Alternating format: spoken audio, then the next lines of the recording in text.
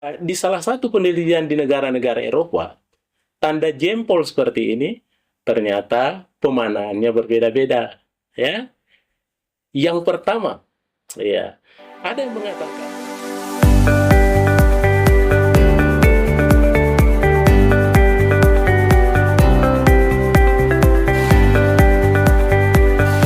Assalamualaikum warahmatullahi wabarakatuh. Para pemirsa sekalian, tentu sahabat saya dimanapun berada. Apakah kita berada di dalam negeri saat ini, atau kita tentunya berada di luar negeri, tentunya dengan kepentingan tertentu. Boleh jadi kita lagi studi di sana ya, atau kita lagi jalan-jalan santai bersama keluarga ya, menikmati waktu libur kita ini ya. Dan tentu saja ada yang lagi serius ya, mungkin melakukan international conference ya di negara-negara tertentu di belahan dunia ini. Pada prinsipnya bahwa tentu negara-negara di belahan dunia ini sudah tidak jauh seperti dulu. Karena sekarang mudah semua diakses ya. Kemudian tentunya alat transportasi yang mengantar kita ke sana itu dengan cepat.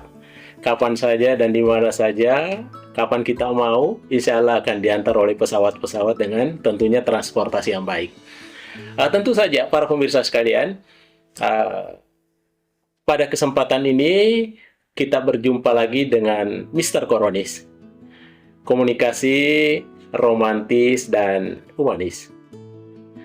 Para pemirsa sekalian, tentu saja ini konten selalu terkait dengan fenomena komunikasi. Saya katakan bahwa bisa saja meliputi antar negara, antar benua ya. Iya, di belahan dunia ini tentunya selalu terkait dengan fenomena-fenomena komunikasi. Tentunya ketika kita bepergian ke negara-negara lain ya, taruhlah umpamanya kita ke negara-negara Eropa umpamanya.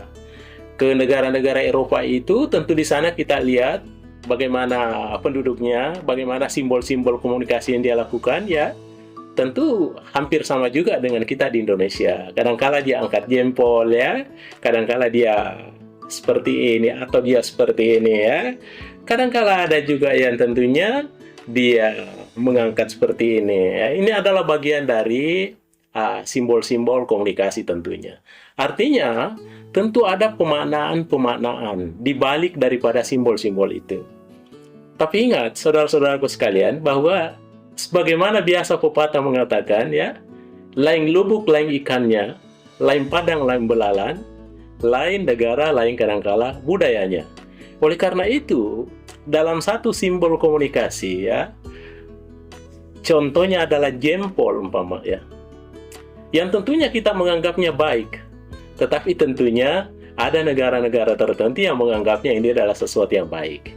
Kita ambil satu contoh umpama ya, di negara-negara Eropa ya. Oleh karena itu pada kesempatan ini saya akan berbicara tentang komunikasi jempol ya, khususnya kita ambil sampel di negara-negara Eropa.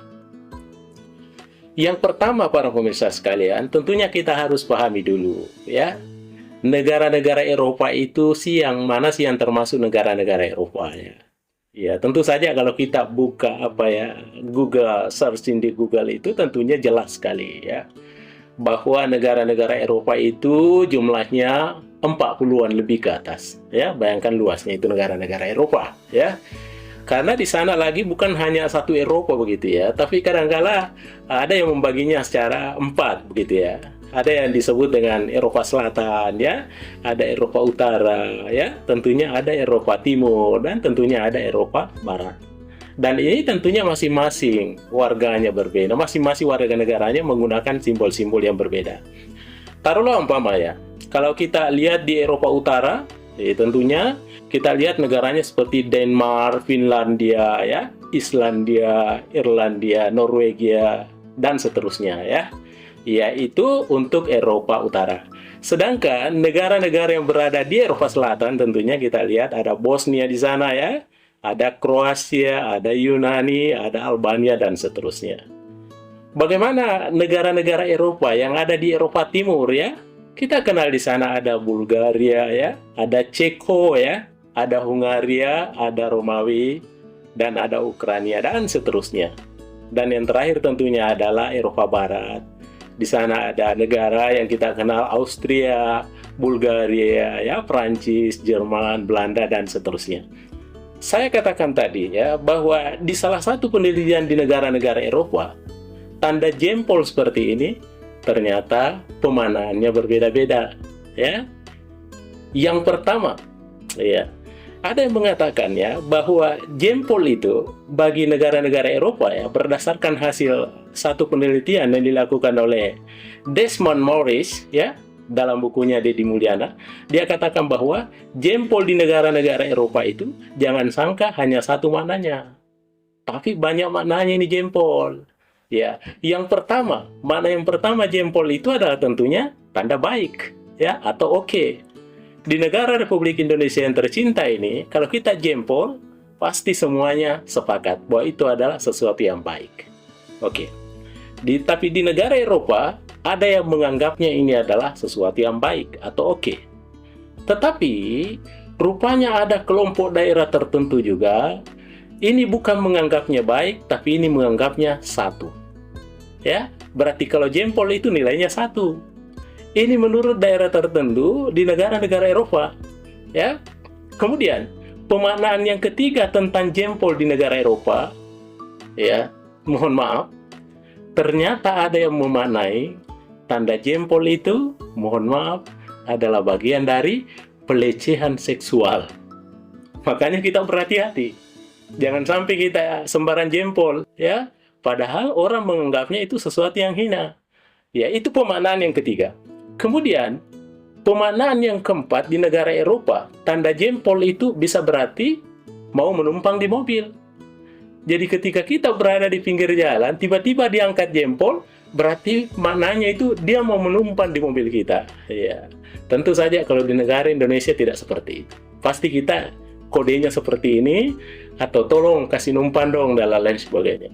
Tapi rupanya di negara Eropa, kalau dia angkat jempol berarti mau menumpang di mobil kita. Boleh tidak numpang di mobilmu, ya? Kemudian ada juga di negara Eropa itu dia katakan bahwa mengangkat jempol itu adalah bagian dari petunjuk. Ya. Ini saya yakin di negara kita ini kadang-kadang kita gunakan ini. Kalau ditanya mana jalan pahlawan, ya biasa seperti ini. Ini menunjukkan bahwa arah petunjuk ini, berarti arahnya ke sana. Ya, kau terus saja. Ya, dan tentunya di negara Eropa, tanda jempol itu ada juga memaknai bahwa itu adalah merupakan tanda lain. Ya, ya. Oleh karena itu kita berhati-hati saja para pemirsa sekalian. Saya katakan bahwa ternyata pemaknaan jempol itu bukan hanya satu sebagai tanda oke atau bagus, rupanya banyak maknanya. Kalau kita lihat seperti di negara-negara seperti Italia Selatan, ya, Sardinia, Yunani, dan Iran, mohon maaf, memang tanda jempol itu dianggapnya adalah, mohon maaf, sebagai pelecehan seksual. Makanya kita berhati-hati ketika kita berada di Iran atau di Yunani, jangan sekali-sekali mengangkat jempol, karena bisa warga negaranya salah paham. Dianggapnya itu adalah sebagian dari pelecehan seksual. Juga seperti di negara Afrika, ya, seperti Nigeria, ya, Tunisia, ya, itu juga adalah bagian dari pelecehan seksual. Dan kalau di Jerman, tanda jempol itu berarti adalah nomor satu. Ya. Baik para pemirsa sekalian, itulah yang merupakan materi kita pada kesempatan ini. Ini adalah materi-materi yang sangat santai kepada kita sekalian. Mungkin boleh jadi saudaraku yang pernah tahu ke seluruh penjuru dunia tentu sudah paham ini.